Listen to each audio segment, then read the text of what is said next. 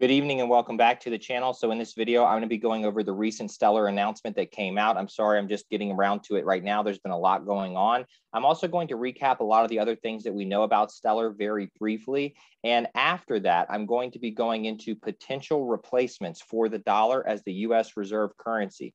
I'm going to be listing off the different ones that I think are on the table. This is just my opinion. It's not financial advice. And I mentioned that I was going to go over this a while back. So I want to do that now. And I want to just throw my ideas out that I think that these could potentially be replacements for the US dollar. They could end up keeping the dollar as the reserve currency. From what I can see, it looks like the dollar is being destroyed, just my own personal opinion, but they might switch to a digital dollar and the dollar remains remains the reserve currency for the world. But I think that there's other options. And so that's what I want to go over. And I'm including Stellar in that conversation. Flutterwave enables new Europe-Africa payment corridors via Stellar. Stellar ecosystem expands with more efficient cross-border payments and remittance flows from Europe to Africa. They have launched 2 new remittance corridors between Europe and Africa on the Stellar network. Working with Tempo, and I'm going to go over them, Flutterwave is leveraging the Stellar network and Stellar USDC to simplify remittances in Africa. Flutterwave plans to extend Stellar-based capabilities to additional African countries as it continues to grow the number of currencies it supports. Now, Stellar Development Foundation mission was to create equitable access to the global financial system. If you remember the very first video that I did about Stellar, I said, the way that they're branding themselves and the fact that they're a nonprofit, the fact that they pay taxes, the fact that they are very tight with regulators from what I can see, they're already now gotten approved to be on the Grayscale Trust. So we know that they've already met with Congress. We know that Denell Dixon was on a call with Jim Kuna from the Boston Fed, who's overseeing the CBDC project. And I mean, they check every single box. And the thing that I went over yesterday about risk and potential upside, when you're seeing something like Stellar XLM, the Stellar Development Foundation, and the amount of partnerships that they have, you're talking about going very, very low on the risk curve, meaning very little risk when it comes to this particular investment, in my opinion, not financial advice. But with the amount of upside that they have, considering how many people they're working with, how many countries they're already in, the fact that they're already very close with a lot of the big private sector giants in the space, I mean, there's just tons of upside here and very, very low risk, in my opinion. So let's go over Flutterwave. Now, Flutterwave has over 440 employees. We help banks and businesses build secure and seamless payments solutions for their customers. All right. Now, Flutterwave is a global payments technology company that helps businesses all over the world expand their operations in Africa and other emerging markets through a platform that enables cross-border transactions via one API. Now, let's go into this. It serves more than 290,000 businesses, including customers like Uber, Flywire, Booking.com, and Facebook. The company's key advantage is international payment processing in 150 countries in multiple payment modes, including local and international cards, mobile wallets, bank transfers, and barter by Flutterwave. Flutterwave has an infrastructure reach in over 33 African countries, including Nigeria, Rwanda, Uganda, Kenya, and South Africa. Again, they're a larger company. They weren't just started last year, so they've been around for a while now, and they have a pretty decent foothold as far as their reach and the amount of people that use their services. Now, Tempo, let's get into Tempo for a second, because Tempo serves as an anchor to the Stellar network. Tempo France, money transfer. This is how they brand themselves as a company. They are the EU hub for the Stellar blockchain payments. So there was a company that their sole purpose is being the EU hub for Stellar blockchain payments. So essentially, they're just like a separate company that works solely to advance the Stellar blockchain and Stellar development. So, I mean, I'm just reading you what it says right here on their LinkedIn page. Tempo is French licensed, Paris-based, European-wide anchor for the Stellar blockchain payments. The company offers online, offline, and digital-backed remittances to nearly 100 destination countries with over 300 physical agent locations. Okay, so we see the two different, the connection here, the fact that Tempo is an anchor on the Stellar network. We know that Flutterwave is a fintech company in Africa, has a huge, well, they're essentially based out of California, but they have a huge foothold throughout the whole continent of Africa, which is a big deal because we're continually expanding all across the country, which I'm going to go over here in a second. So what else do we know about Stellar? They're now on Grayscale. So they got signed off on by the regulators. Now, that doesn't mean that there's not going to be any regulation that applies to Stellar in any circumstance, or there might not have, need to make some adjustments with regulation, but they got approved through Grayscale, which the regulators have to do. They have an official partnership with MoneyGram, one of the largest remittance providers in the world. They're partnered with IBM. IBM, I mean, everyone uses IBM. I mean, everyone uses some type of IBM-based solution. Countries, corporations, governments, everywhere. Stripe was an early investor of XLM, and the CEO is on Stellar's website as an official advisor. And there's only a few official advisors, and one of them is the Stripe CEO. This does not mean that Stripe is going to solely use the Stellar blockchain for everything, or that it's even going to use the Stellar blockchain. I'm just talking about looking at who they're connected to and how being connected with the right people at the right companies opens a lot of additional doors and is just going to help them continue to grow their business. The Chilean stablecoin is now live on Stellar. The Peruvian stablecoin is now live on Stellar. The remittance corridor from Thailand to the European Union is now open on the Stellar blockchain. They're partnered with Flutterwave and Tempo to handle payments for Africa and other countries. Stellar is a member of the Ukrainian Association of Banks. Danelle Dixon has already met with Congress, and she was on a call with Jim Kuna, who is running the CBDC project for the Boston Fed. So taking all of this into consideration, when you're looking at risk versus reward, and when you're looking at how much reach Stellar already has and the connections that they have, and the fact that they're officially partnered with the World Economic Forum and delivering webinars and educational type material directly sponsored by the World Economic Forum, I will say it again. I had a subscriber ask me about, when's the next XLM video? And, I told him, I'm just reiterating a lot of the same things. I am as bullish as it gets on Stellar. That's why it's the #1 spot. I have 22, 23 different cryptocurrencies that I'm invested in. There is a reason why Stellar is at the top of that list. And, could there be certain things on that list that in the next 2 or 3 years maybe go up at a higher clip than Stellar? Sure, that's always possible.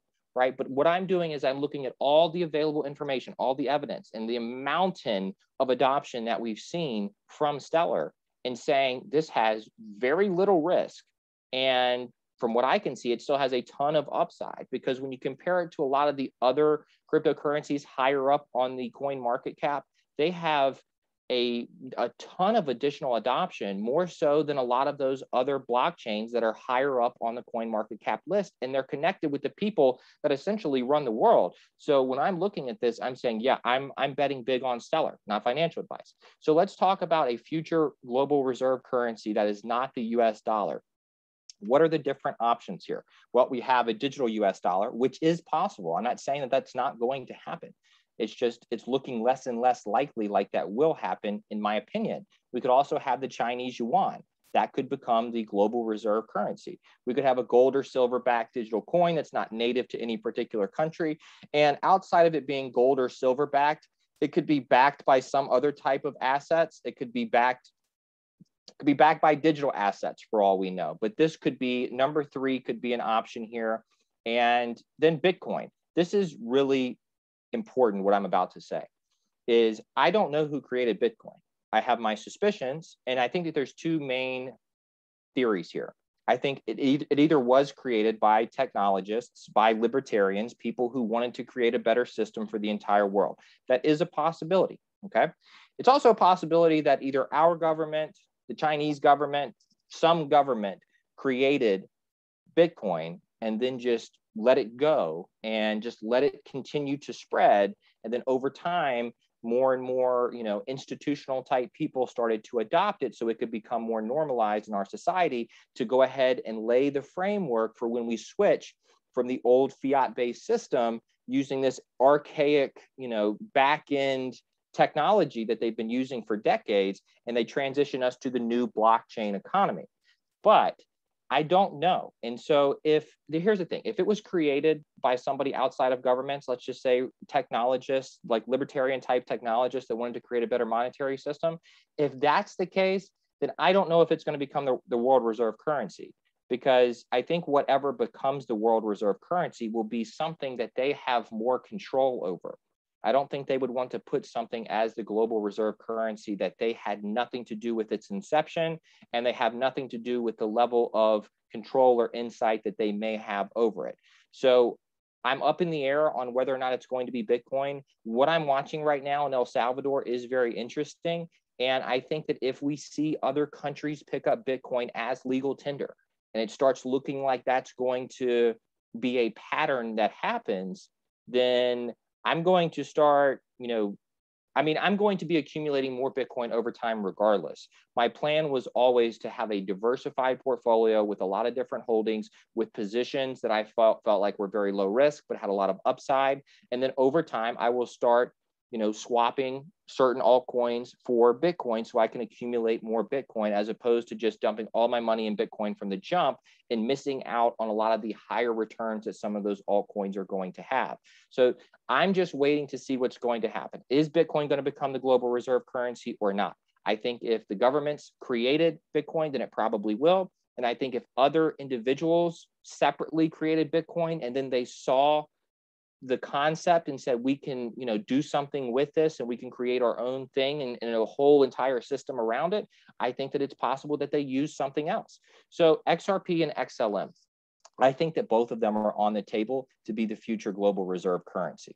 And I think that all of these almost have an equal, if I had to put a percentage on all of these, like what I think the likelihood of one of these being the global reserve, I think they're all roughly the same percentage. I think if anything, Bitcoin might have a little bit higher percentage or probability of becoming the world reserve currency than any of these others, but I think they're all kind of neck and neck right now. It's like we're waiting to see. But this is the biggest thing I would recommend keeping an eye on. I'm not giving a financial advice, but I would just recommend keeping an eye on this, seeing how it unfolds over the next 6 to 12 months with Bitcoin and with potentially other cryptocurrencies. So if they make Bitcoin, legal tender in several other countries, and it looks like that's going to be a pattern, you're going to want to be not advice, but you're going to want to be holding Bitcoin, because it's going to go up and up and up and up and up forever.